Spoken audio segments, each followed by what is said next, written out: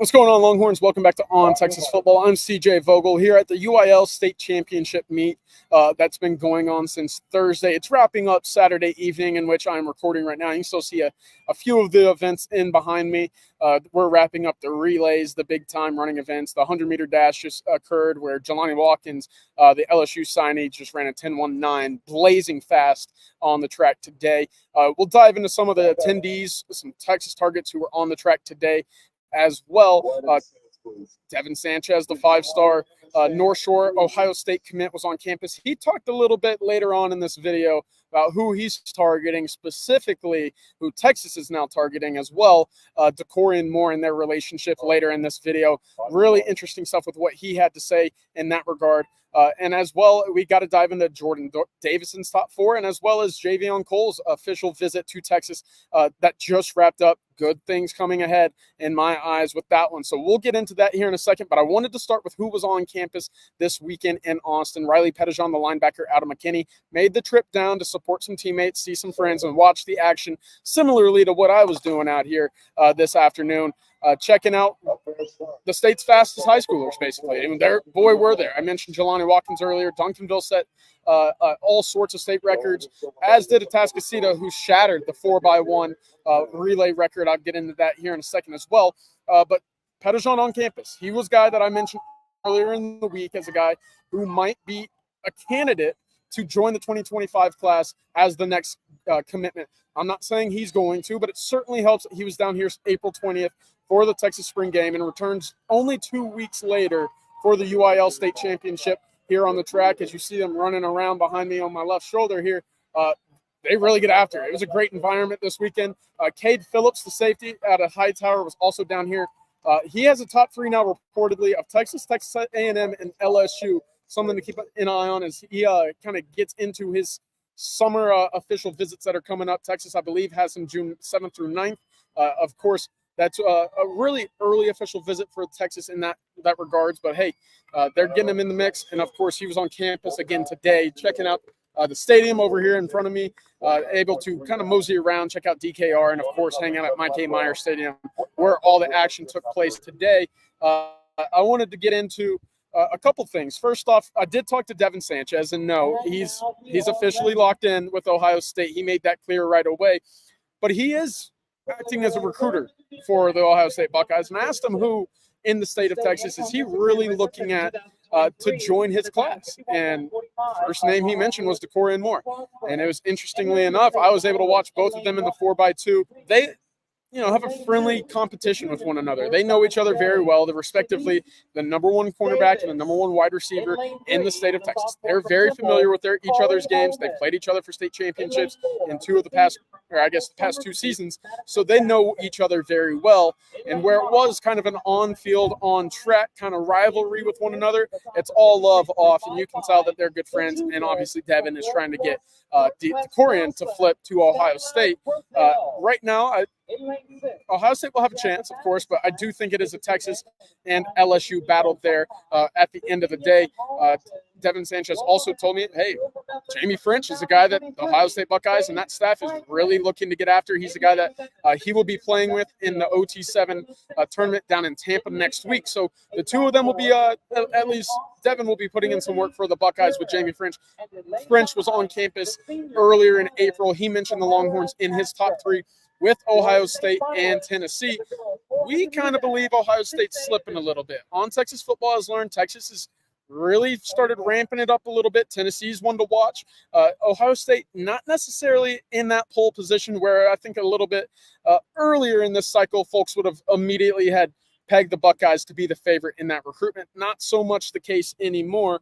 I got to pull up some of these track times as I pivot down to Jvon Moore because it was very impressive what they were able to do on the track today. Of course, the 4x1 is what really stole all the headlines. Atascocita, North Shore, the two Houston schools battling under 40 seconds, and Duncanville out of the Dallas area. Katie Tompkins actually had a really good showing as well. All four schools finished sub 40 in the 4x1.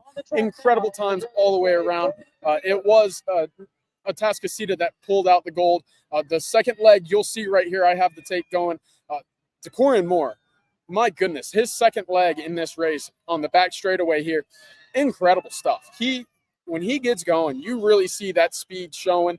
Duncanville did redeem themselves. They came out and they shattered the 4x2 record, in which they ended up taking the gold medal and won by, I believe, a full second, going 122.27, a remarkable time in the 4x2 as well. So incredible stuff for them all around. Toby Moore leaving with, I believe, 4 medals as well coming out of this weekend at the Mike A. Meyer Stadium behind me. But I do want to pivot a little bit to the 2025 recruiting cycle. We saw Jordan Davidson drop a top 4, and it did not include the Texas Longhorns. In fact, it included the Alabama Crimson Tide, Oregon Ducks, Michigan, and Ohio State. Ohio State, I'm sorry it's an Ohio State heavy video tonight, but that's just kind of who I was talking to on the weekend visit here at the UIL State track meet. But Jordan Davidson, that's kind of been Texas's biggest, kind of push and competitor, biggest rival for Jordan Davidson in this entire recruitment. Right now, with Texas no longer being at least considered amongst the top 4, you have to imagine Ohio State is firmly and safely in that pole position. What's Texas going to do in their 2025 running back class? Well, they have Ricky Stewart locked up right now, and they're looking really good for James Simon, who I was able to sit down Saturday morning and have a great conversation, just kind of peel back the curtains, kind of get an idea of who he is underneath the helmet, more so than what he is as a recruit that you see on the recruiting pages and through quotes and stuff like that. So go check that out if you haven't done it already. He was a really, really fun time to talk to. Big crawfish guy, as you expect, coming out of Shreveport, Louisiana. Big Chipotle guy as well. I hope that they feed him a little bit better in his official visit in June 21st through 23rd when he gets back down to Austin. But Texas firmly in that top spot for James Simon out of Calvary Baptist Academy in Shreveport, Louisiana. I believe right now that Texas is the team to beat. And right now, having the Longhorns be the only team locked in for an official visit, I think it says a little bit about where things are looking there. Going to the portal, and sorry I'm a little long-winded here. You would have thought I was running track out here behind me, but it's just a couple big steps on the way up to this parking garage. Jvon Cole, the cornerback out of San Jose State, wrapped up his official visit. He told me, quote-unquote, the visit was amazing. And I do believe in a decision will be coming shortly. He is slated to have his Auburn official visit set for next week. So May 7th through 9th, he'll do it Thursday through Saturday. That's when he's expected to make it down to Auburn. Will he? I don't know. I'm not expecting him to.